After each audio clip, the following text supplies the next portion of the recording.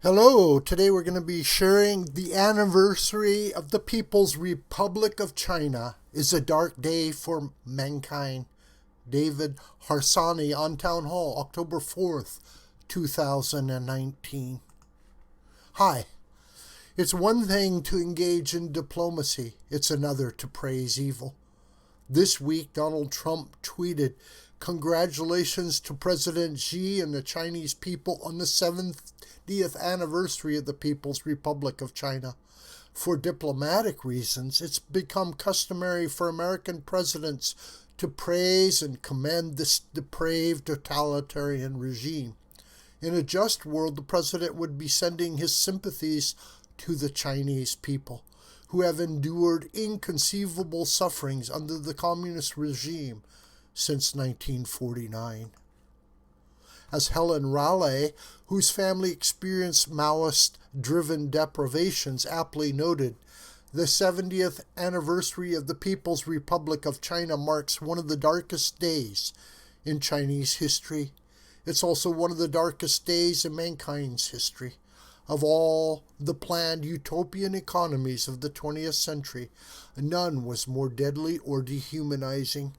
No government has murdered, tortured, imprisoned, and terrorized more of its own people than Communist China. The most infamous disaster of those 70 years began with the 1959's Great Leap Forward, a man-made starvation that Mao called grassroots socialism, one of a number that Marxism inflicted on the world, which was responsible for the death of 40 million or more Chinese. It is better to let half of the people die so that the other half can eat their fill, Mao rationalized. But it wasn't merely famine. Millions of innocent people were tortured to death or summarily executed on the spot for arbitrary crimes against the state. Many of those lucky enough to survive this hell would soon be thrust into the Cultural Revolution, where gangs of Red Guards, many of them mere teens, roamed the streets, targeting anyone they deemed enemies of Maoism. No one was spared as these grassroots murderers rooted out ideological crimes, often over trivial grievances. And the authorities sat and watched. Millions more would be compelled to participate in struggle sessions to come to terms with their counter-revolutionary thinking. Thousands more would commit suicide to avoid all of it. All of it included the largest penal system ever known to man. The communists would operate at least 1,000 large-scale concentration camps and forced labor camps over the 70-year span for decades. An average of about 10 million Chinese were imprisoned every year in this gulag, a majority of them for political crimes.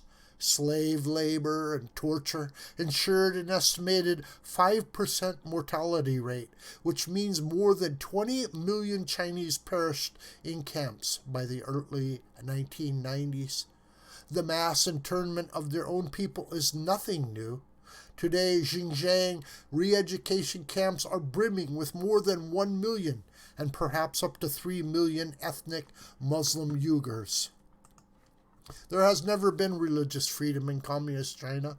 Catholics, Falun Gong, Buddhists, Muslims, and others have been harassed, thrown into prison, tortured, and forced to renounce their beliefs and adopt the state-sponsored face of Maoism and atheism. Even in the latter years of the 20th century, the communists would continue a policy of family destruction through forced abortion, mandatory sterilization, and the discouragement of adoption, resulting in the abandonment of an estimated 2 million children, mostly girls. Let's not forget the Chinese communists also exported their malicious ideology.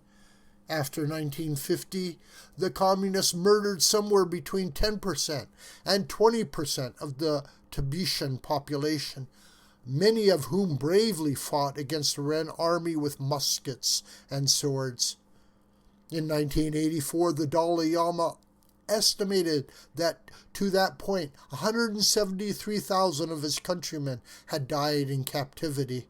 Tibet is still occupied territory, but is little advocating for its cause on college campuses or in the UN.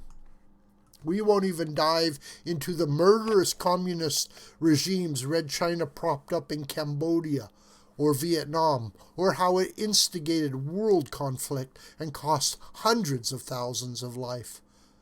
But let's remember that China still props up the massive concentration camp known as North Korea.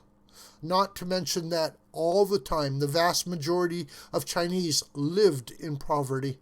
The free capitalistic enclaves of Taiwan and Hong Kong would be constant reminders of both the amazing ingenuity of the Chinese people and the crimes of the Chinese government. Even today, the brave protesters in Hong Kong won't relent to the communist arbitrary rule. They deserve more from us. In an age in which some Americans act as if losing an election is tantamount to totalitarianism, the staggering death and poverty caused by the People's Republic of China can be difficult to wrap one's mind around. Reading the history of China's regime, which is taking an excruciatingly long time to wind down, even as capitalism takes hold, is numbing in its unremitting inhumanity. Yet this week, President Xi Jinping and other Chinese officials visited Mao's mausoleum located in Tiananmen Square, where thousands of protesters were murdered by the state in 1989, and bowed 3 times to an embalmed remains of the world's greatest mass murderer. It will be a day worth celebrating when the rest of the Chinese government meets the same fate. This video is a production of the School of the White Crane. Hi, my name is John Brooker. Please subscribe to this YouTube channel. Please share this video with family and friends and on social media. May God richly bless you, my beloved.